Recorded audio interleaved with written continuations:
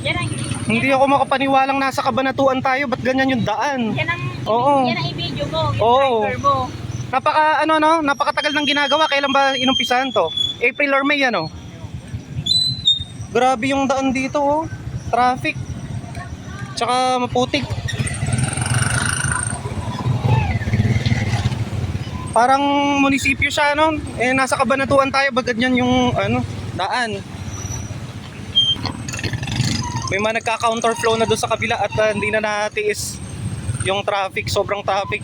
Maputik at bako-bako ang daan. Dito sa Lourdes, Cabanatuan City, ayun kalalalim ng hukay, ang hanep. Ang tagal nilang ginagawa Pagawa na lang kaya natin sa Japan. Wala, yung daan parang may tapak ng dinosaur. Grabe, Cabanatuan City, what happened? Driver ko, dinosaur.